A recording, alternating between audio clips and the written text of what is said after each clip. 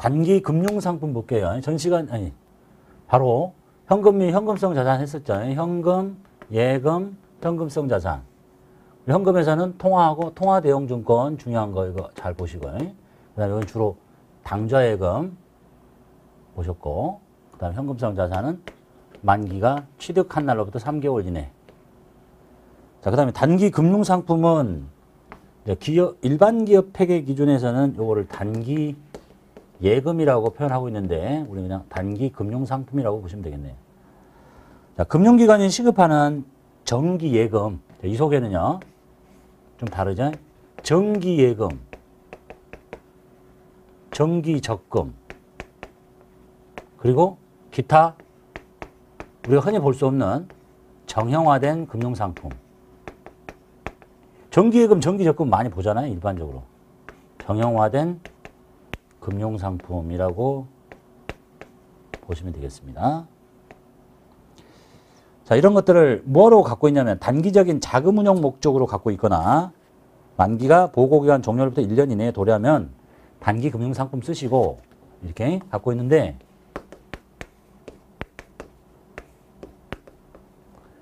이것이 만기가 보고기간 종료일 보통 12월 말이라고 보고요. 여기서부터 1년 이내에 도래하면 단기 금융상품을 쓰고, 똑같이 생긴 건데 여기서부터 이렇게 길어. 그러면 장기 금융상품을 씁니다. 이건 뒤에 배우시겠죠? 그러니까 장기이기 때문에 이제 유동성이 더 낮잖아요. 비유동 자산에 가서 또 만나게 됩니다. 자, 그리고 이들 금융상품 중에 혹시 사용이 제한되는 예금이 있다면 이건 주석으로 알려주세요 라고 되어 있네요.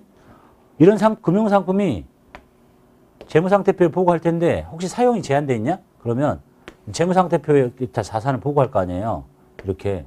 주석이 뭐야? 이렇게 딱 해서 각줄 다는 거야. 이 자산은 사용이 제한되어 있습니다. 또는 뭐 내용물이 많으면 별지에다가 이름을 적어서 왜 사용이 제한되는지 그 내용을 알려달라는 얘기입니다. 자, 사용이 제한된 예금의 종류를 살짝 볼게요. 차입금에 담보로 제공된 예금이 있어요. 내가 이제 예금을 보고해야 될 텐데, 예금이라고 뭐 1억을 보고했는데 이 예금이 차입금에 담보 잡혀 있어. 돈 끄는데 이 차입금을 갚기 전에는 이 예금을 내 마음대로 할 수 없다. 그럼 사용이 제한됐기 때문에 정보 이용자한테 알려줘야 되겠죠.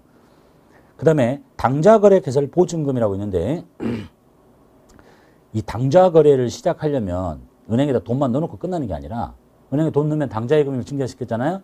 그 전에 일단 당좌거래 개설 보증금 목적으로 돈을 넣어야 됩니다. 시중은행 한 150만 원 정도 한다고 하네요. 이건 왜 그러냐면 나중에 이 거래를 끝낼 때 이 회사가 문제가 없으면 다 돌려받겠지만 뭐 여기서 부도가 나거나 그러면 이 거래를 정산하기 위해서 담보 보증금 쪽으로 묶어놓는 돈입니다. 그러니까 당좌거래를 끝낼 때까지는 못 찾아 쓰는 거죠. 그 다음에 금융기관에서 기업에 대출해 줄 때 대출액의 일정 비율만큼을 대출기간 중 예금 또는 적금으로 예치하도록 하는 양건예금. 이 양건예금은 일종의 꺾기라고 하는 건데요. 좋지 못한 관행이죠. 예를 들면 이래요. 은행에서 대출을 1억을 받았는데 1억의 대출을 이제 심사를 받죠. 그럼 뭐 이자율 몇 프로에 이제 이자율을 가지고 돈을 받아갈 텐데 그것만 딱 주는 게 아니라 1억을 대출해 주면서 1,000만 원을 적금을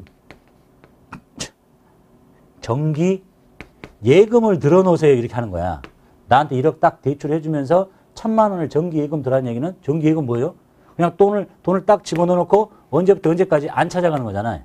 그럼 이 돈을 말이죠. 내가 1억이 필요해서 1억을 빌렸는데 1,000만 원을 정기 예금 딱 몰아놓으라고 하면 이 돈은 절대 못 갖다 쓰는 거야. 예? 쓰고 싶어도 그게 일종의 꺾어버리는 거죠. 예? 그런 걸 보고 꺾기라고 합니다. 그러니까 사용이 제한된 거예요. 대출은 1억을 받았지만 1,000만 원 정기 예금에 딱 묶여있기 때문에 이 예금은 꺾어버리면 이 대출금을 갚는 용도밖에 못 써요. 아주 잘못된 관행이죠. 요즘 뭐 이런 거 안 꺾고 뭐 대출 한번 받으려면 뭐 보험 드세요. 뭐 전 직원 카드 하나씩 다 만드세요. 뭐 이런 거 하는 거 있잖아요. 그런 거 보고 이제 이 꺾기를 양건예금이라고 합니다. 이런 게 있으면 사용이 제한됐기 때문에 알려달라는 얘기입니다. 그런 얘기고. 그 다음에 첫 번째가 이제 정기 예금과 적금을 보시는데, 금융기관이 시급하는 정기 예금. 정기 예금은 뭐예요? 뭐 1월 달부터 6월 달까지 돈 1억 넣어놓고 안 찾아가는 거죠. 그러니까 은행이 안 찾아가니까 이자율이 센 거지. 은행이 돈을 6개월 동안 마음대로 쓸 수 있는 거니까. 정기 적금 뭐예요? 뭐 6개월짜리 적금 들면 규칙적으로 얼마씩 내는 거잖아요. 예? 한 달에 100만 원씩 뭐 6개월간. 근데 이것이 1년 6개월이면 기간이 장기니까 여기 오면 안 되겠고. 사례 봅시다. 별로 중요한 거 없으니까. 자, 신한은행의 정기예금에 가입했습니다. 정기예금은 집어넣고 기다리는 거죠. 6개월짜리네요. 집어넣은 날로부터 6개월이니까 보호기간 종료로부터 1년 이내에 도래하겠죠. 당사의 보통예금 계좌에서 대체해서 입금됩니다. 자, 들어오는 거 나간 것만 따지면 되죠. 나간 거 보인다. 돈 여기서 나갔다고? 보통예금 통장에서 나갔잖아. 그럼 보통예금 뺍니다. 금액은 50만 원이 나갑니다. 나가고 어디 통장에 들어가냐면 정기예금에 들어가요. 그런데 기간이 6개월짜리잖아. 그러니까 그냥 정기예금 쓰면 돼요. 50만 원. 이렇게 증가, 감소, 이름만. 그 다음에 신한은행에 예금한 정기예금이 만기가 됐어요. 원금과 이자를 돌려받습니다. 자, 예금 넣었을 때 이렇게 했잖아요. 만기가 됐으니까 이게 싹 없어지는 거잖아요. 정기예금이 없어지고 50만 원이 없어지면서 원금이 돌아오는데 어디로 들어오냐면 보통예금 통장에 찍힙니다. 이제 보통예금 통장에 50만 원과 이자가 같이 찍혀요. 52만 원 받게 됩니다. 그러려고 예금 드는 거잖아. 지금 2만 원만큼 돈 더 받는 거죠. 이쪽이 부족하잖아요. 여기 이제 2만 원을 적어야 되겠지? 자, 여기다 이제 뭐라고 해야 되냐. 이쪽에 생길 수 있는 게 뭔가 봐요. 자산이 줄었나요? 아니라니까. 이자 받았다니까. 빚이 늘었나요? 이자 받았다니까. 자본금이 늘었나요? 이자 받았다니까. 그럼 나머지 뭐야? 수익 발생. 이자, 수익이라고 합니다. 이름 한번 받으셔야 되겠지? 그래서 정기예금이 생길 때 이렇게 생겼다가 만기가 돼서 원금 빠지고 이자랑 한꺼번에 받으면서 사라지게 됩니다. 이게 얘의 운명이겠죠. 그 다음에 이것 뺀 나머지 건 정기예금, 정기적금, 나머지 기타 정형화된 금융상품을 잘 보시면 금융기관이 취급하는 기타의 정형화된 상품으로서 만기가 보고기간 종료로부터 1년 이내에 도래하는데 기타 정형화된 금융상품에는 여러 가지가 있습니다. 일단 기업어음이라는 것도 있고 이게 뭔지 궁금하면 인터넷 찾아보시면 돼요. 그 다음에 어음관리구자라는 것도 있고 CF에 가끔 보이죠? 현대 CMA 이런 거. 그 다음에 양도성 예금 증서,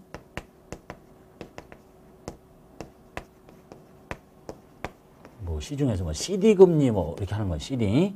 그 다음에 환매채 나왔죠? 방금 봤던 환매채, 환매 조건부 채권. 그러니까 이가 여기 들어있다니까. 근데 여기서 봤었죠?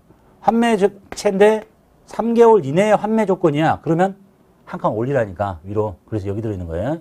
금융상품 중에서 그런 거. 뭐 표지엄 기업 금전신탁.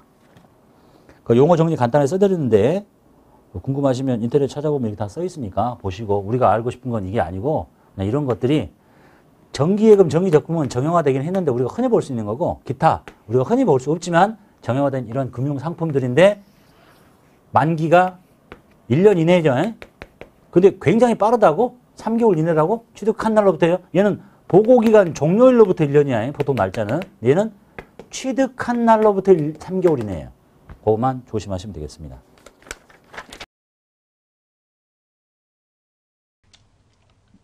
14일자 정기예금에 가입하고 현금 100만 원을 입금합니다. 정기예금인데 만기가 6개월짜리네요. 그 차변에 정기예금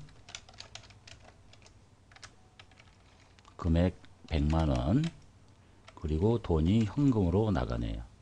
정기예금의 증가 15일 거래은행인 우리은행에 1월분 정기적금 100만 원을 예금하기 위해서 당사의 보통예금 계좌에서 대체 입금합니다. 차변에 정기적금이 들어갔다는 얘기죠. 정기적금 금액은 100만 원. 이걸 넣기 위해서 나의 보통예금 계좌에서 돈이 빠져나갔네요. 16일 신한은행에 예치된 정기예금이 만기가 돼서 원금 1000만 원과 단기 발생분 이자 50만 원이 당좌예금 통장에 이체됩니다. 정기예금이 생기면 왼쪽, 없어지면 오른쪽으로 없애면 되겠죠. 정기예금이 없어집니다. 원금 1000만 원짜리 없어지고 돈을 받는데 당좌예금 통장에 돈이 들어와요. 원금만 들어오는 게 아니라 이자 50만 원까지 같이 들어옵니다. 1050만 원을 증가시켜주고 그러면 오른쪽에 벌어진 차이 50만 원은 뭐냐?